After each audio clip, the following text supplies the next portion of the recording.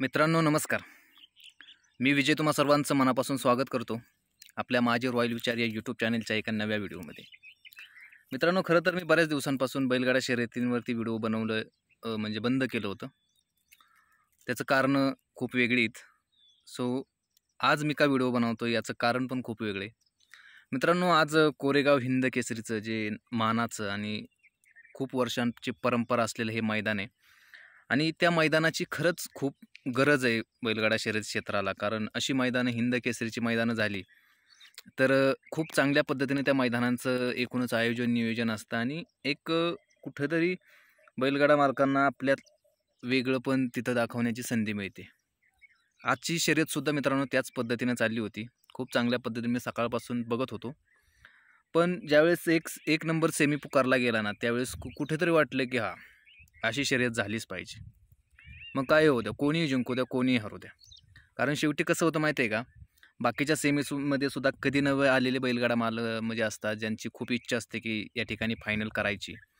पण विषय असा होतो की बऱ्याचशा मैदानावरती काहीतरी आधीच सेटल झालेलं असतं, काहीतरी भानगडी आधीच होत असतात, म्हणजे मॅनेज होतात आणि मग ते त्यांच्या सोयीनुसारच सेमी पाडतात.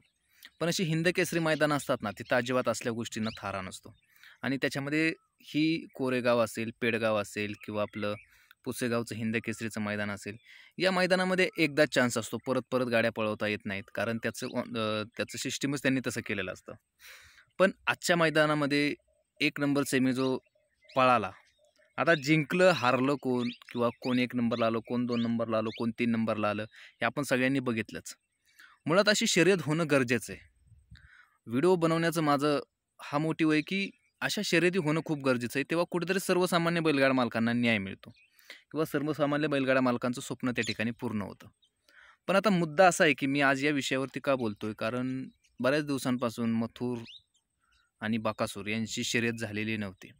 ते एकत्र पळणार म्हणून बराच बडेजाव केला, पण ते झालं का नाही, कितपत ते सत्य झालं किंवा काय झालं ते झालं, आपल्याला त्या गोष्टींमध्ये पडायचं नाही. परंतु यांच्या विरोधातली शर्यत जरी असली तरी पाहायला एक मूड येतो. परंतु आजची शर्यत जर तुम्ही बघितली तर थोडं तुमच्या म्हणजे कुठेतरी असं वाटेल की शर्यती अशा झाल्या पाहिजेत.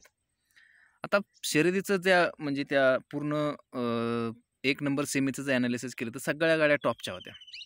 त्याच्यामध्ये 3 गाड्यांमध्ये तर तुफानच शर्यत झाली. त्याच्यामध्ये ज्या पद्धतीने आपण बघितलं की अगदी कडेच्या फाटीवरती जिथं मथुरची गाडी होती आणि मथुरसोबत पाखऱ्या म्हणून एक बैल होता.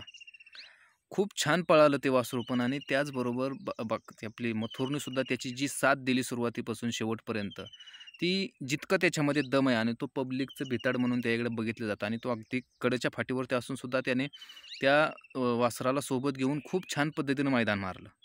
अगदी शेवटपर्यंत पळाला. त्याचबरोबर आपण त्याच्या शेजारचं जर बघितलं तर पिस्टनची गाडी होती. ती खूप सुंदर पळाली. म्हणजे पिस्टन आणि मथुर यांच्यातच थोडीशी घासाघात झाली. बकासूरची गाडी थोडी मागं पडली. थोडी म्हणजे या 3 गाड्यांच्या मागं थोडी पडली. मग या 2 गाड्यांच्या मागं थोडीशी आली. आता त्याच्यामध्ये सुद्धा गोष्टी अशा आहेत की कसं होतं माहिती आहे का, प्रत्येक वेळेस बकासूरच जिंकेल असं नसतं. तो प्रत्येकाची एक म्हणजे त्या मैदानावरची खासियत असते किंवा तो मैदान. आता बकासूरची स्पीड कमी होतं का, तर मुळीच नव्हतं. तो खूप छान पद्धतीनं सुरुवातीपासून पळाला. पण कसं होतं माहिती आहे का, ज्यावेळेस सुट्टीच्या वेळेस जर गाडी 2दा-3दा मागं मोरं झाली, म्हणजे हे माझं स्वतःचं वैयक्तिक मत नाही. मी असाच एका बैलगाडा अत्यंत जुन्या शौकीनान जो होता, म्हणजे बरेच दिवस त्याने काढले, त्याला मी विचारलं होतं, तर त्याने मला याचं उत्तर सांगितलं होतं की जर 2-3 वेळा जर गाडीनं चाळवाचाळवीमध्ये बाहेर सतत जर 1-2तला एक बैल असेल आणि तो जर सतत पुढे गाडी ओढत असेल सुट्टीच्या टायमाला, तर गाडी पुढं अगदी ज्या सीमारेषा म्हणतो आपण तिथं जायला थोडं म्हणजे मागं पडते. मला वाटतं तसंच काहीतरी झालं असेल. पण गाडी सुंदर पळाली आणि महत्त्वाची गोष्ट म्हणजे बकासूरला मी बऱ्याच दिवसानंतर असा पळताना बघितला. कसं होतं माहिती आहे का, सुरुवातीचे आपल्या जोडीचे पळणारे सुद्धा जर अस्सल आणि अव्वल असतील ना, तर पळण्यात खूप शर्यतीत मजा येते. आणि मी खरंच ह्या हिंदकेसरी मैदानाचं मी अत्यंत माझ्या स्मरणात ठेवेल ते, की ही अशी मैदानं झाली पाहिजेत. मथुरचं खरंच खूप मनापासून मी अभिनंदन करेल आणि खूप त्याला म्हणजे शुभेच्छा देईल. आता मी व्हिडिओ बनवण्याच्या अगोदर काहीतरी पेंडिंगला ठेवलेला आहे तो निकाल. काय असेल तो निर्णय येईल त्यांचा नंतर. पण मथुरनं जे शर्यत मारली त्याला खरंच तोड नाही. पण याचा अर्थ असा होत नाही की शेजारची बैलं पळाली नाहीत. शेजार जो तो आपापल्या पद्धतीनं आपापल्या स्पीडनं पळत असतो. फक्त शेवटच्या ज्या 10 सेकंदाचा जो काही वेळ असतो, त्याच्यात जो गाडी ड्रायव्हर हाकतो. आता ड्रायव्हर कोण होते, ड्रायव्हरांनी कशी गाडी हाकली, हा एक मुद्दा वेगळा राहतो. पण मला वाटतं खूप छान गाड्या पळाल्या आणि खूप सुंदर मैदान झालं.